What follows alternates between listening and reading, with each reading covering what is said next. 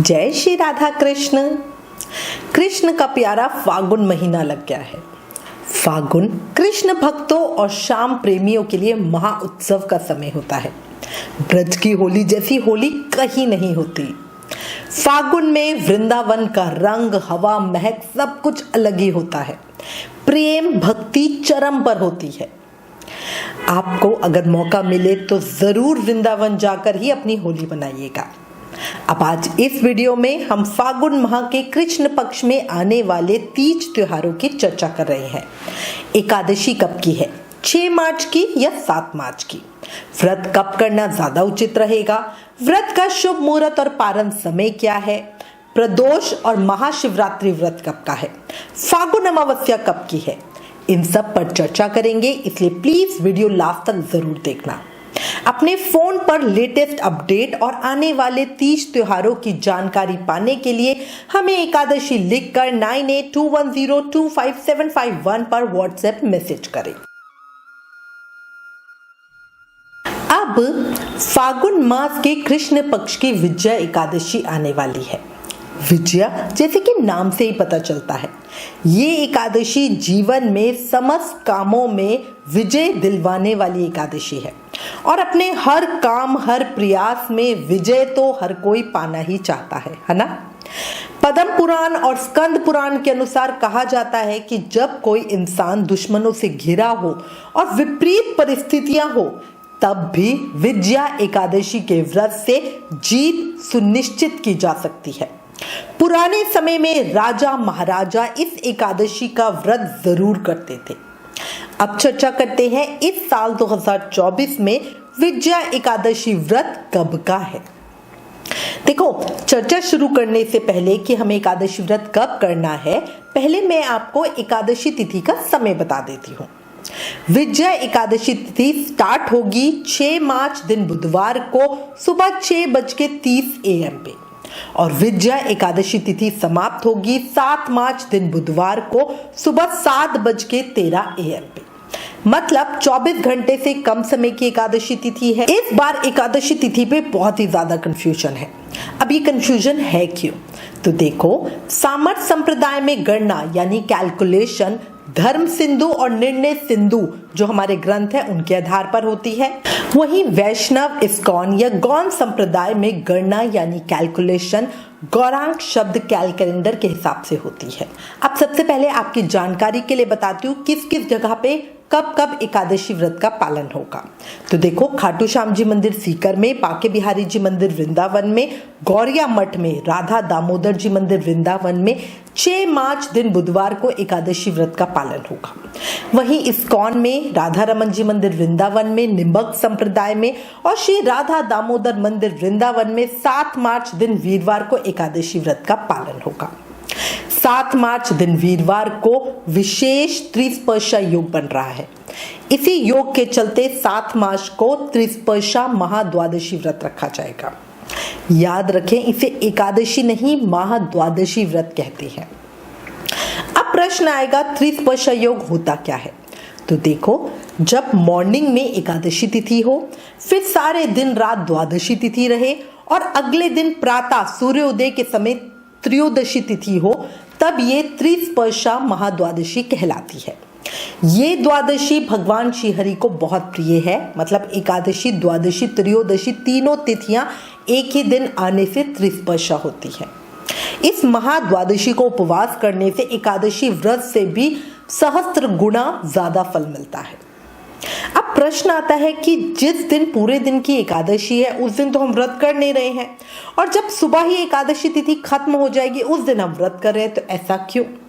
तो देखो, हमारे शास्त्रों में लिखा है कि अगर कभी भी महाद्वादशी का योग बने तो शुद्ध भक्तगण शुद्ध एकादशी उपवास ना करके महाद्वादशी व्रत का ही पालन करेंगे। महाद्वादशी का व्रत करने से एकादशी का सही व्रत होता है और भगवान बहुत प्रसन्न होते हैं। देखो, जो लोग 6 मार्च को विजया एकादशी का व्रत रखेंगे वो सूर्योदय के साथ ही भगवान विष्णु की पूजा कर सकते हैं, क्योंकि उस समय से लाभ उन्नति मुहूर्त रहेगा। सुबह आप 6:41 से लेकर सुबह 9:37 के बीच कभी भी पूजा पाठ कर ले, बहुत अच्छा रहेगा। वहीं जो लोग 7 मार्च को विजया एकादशी का व्रत करेंगे वो सुबह शुभ उत्तम मुहूर्त में मतलब 6:40 से 8:08 AM के बीच पूजा करेंगे। 7 मार्च को वीरवार, जो कि भगवान विष्णु का ही दिन है और उसी के साथ त्रिस्पर्शा योग बन रहा है, तो देख लो खुद ही कितना ज्यादा फलकारी दिन होगा। 6 मार्च को विजया एकादशी के दिन व्यतिपात योग सुबह 11:33 AM से है, उसके बाद से वीर्यन योग रहेगा। उस दिन नक्षत्र पूर्वाषाढ़ सुबह से दोपहर 2:52 PM तक रहेगा। उसके बाद से उत्तराक्षण नक्षत्र है। उस दिन ब्रह्म मुहूर्त सुबह 5:02 AM से 5:51 AM के बीच का है। अब सब लोग हमसे पूछते हैं कि हम व्रत कब कर रहे हैं, तो देखो हमारे घर में 6 मार्च दिन बुधवार को एकादशी व्रत का पालन होगा, क्योंकि हमारे घर में सभी जने गौरिया मठ को फॉलो करते हैं, और 8 मार्च को शिवरात्रि व्रत का पालन किया जाएगा। पर मैं पर्सनली 6 और 7 मार्च दोनों दिन को एकादशी व्रत करूंगी और 9 मार्च को शिवरात्रि व्रत करूंगी, क्योंकि 3 व्रत इकट्ठे नहीं किए जाते। देखो इस बार कंफ्यूजन बहुत ज्यादा है, क्योंकि इस बार एकादशी 2 दिन की है, 6 और 7 मार्च की। वहीं शिवरात्रि भी 2 दिन को मनाई जाएगी, 8 और 9 मार्च की।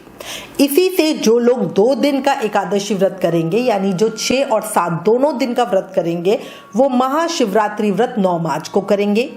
3 दिन का एक साथ व्रत करना उचित नहीं होता। पर जो साधक एकादशी और प्रदोष दोनों व्रत करते हैं, वो 6 मार्च को एकादशी व्रत रखकर 8 मार्च को प्रदोष और शिवरात्रि व्रत रखें। अगर आप वैष्णव को फॉलो करते हो और आप त्रिस्पर्शा योग में महाद्वादशी का व्रत रखना चाहते हो, तो 7 मार्च को एकादशी व्रत रख के 8 मार्च को शिवरात्रि व्रत भी रख सकते हो। देखो लास्ट में कहूंगी, जब इस तरह की परिस्थिति आती है तो गृहस्थी में रहते हुए हमें बीच का कोई रास्ता निकालना होता है, तभी ताकि हम सभी चीजों को फॉलो कर सकें। अगर आप दीक्षित हो तो हर हालात में अपनी गुरु परंपरा को ही फॉलो करना। अच्छा, इसके अलावा एक और चीज, जो लोग एकादशी पे चावल नहीं खाने के नियम से एकादशी तिथि को देखते हैं, या फिर कभी ऐसा होता है कि एकादशी तिथि पर श्राद्ध, पिंडदान आदि कार्य करने होते हैं, इससे वो एकादशी तिथि को देखते हैं, तो वो 6 मार्च को सब करें, मतलब 6 मार्च को चावल वगैरह नहीं खाए। 6 मार्च को सूर्योदय में पूरे दिन की एकादशी है। अब आपको व्रत पारण समय यानी व्रत खोलने का समय बताती हूँ।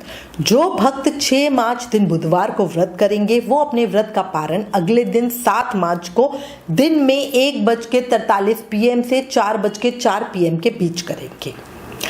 अपने एकादशी व्रत का पारण हरिवासर समय समाप्त होने के बाद ही करना चाहिए। हरिवासर समय द्वादशी तिथि की पहली 1/4 अवधि होती है। 7 मार्च को हरिवासर समय समाप्त होने का जो समय है वो 9:30 AM का है, इसलिए अपने व्रत का पारण इस समय के बाद ही करेंगे। किसी भी हालात में इस समय से पहले व्रत ना खोलें। गौरिया मठ में पारण का समय 9:52 AM बताया जा रहा है। जो लोग वीरवार 7 मार्च 2024 को व्रत करेंगे, वो अपने व्रत का पारण अगले दिन 8 मार्च को सुबह 6:38 AM से 9 AM के बीच करेंगे। 8 मार्च को द्वादशी सूर्योदय से पहले ही समाप्त हो जाएगी। 8 मार्च 2022 दिन शुक्रवार को प्रदोष व्रत रखा जाएगा, इसे शुक्र प्रदोष व्रत कहेंगे। देखो महाशिवरात्रि या मासिक शिवरात्रि व्रत 2 दिन रखा जाएगा, 8 मार्च और 9 मार्च को। मैं पर्सनली 9 मार्च दिन शनिवार को महाशिवरात्रि व्रत का पालन करूंगी। अधिक जानकारी और पूजा का शुभ मुहूर्त समय अपनी अगली वीडियो में बताऊंगी। 10 मार्च दिन रविवार को फागुन अमावस्या तिथि का पालन होगा। सभी जगह एक ही दिन की अमावस्या है। पितरों के निमित्त तर्पण, ब्राह्मण भोजन आदि सभी कार्य 10 मार्च दिन रविवार को किए जाएंगे। याद रखना, रविवार होने से इस बार अमावस्या पर पीपल को जल नहीं देंगे, ना ही दीपदान या परिक्रमा करेंगे। इसी के साथ मैं उम्मीद करती हूँ इस वीडियो में दी गई जानकारी आपके लिए उपयोगी होगी। इससे रिलेटेड अगर आपके पास कोई भी कमेंट या सजेशन है तो प्लीज हमें लिखें। ज्ञान बांटने से बढ़ता है, इसलिए इस वीडियो को ज्यादा से ज्यादा शेयर करें। Please like, share and subscribe. Thank you. जय श्री राधे कृष्णा।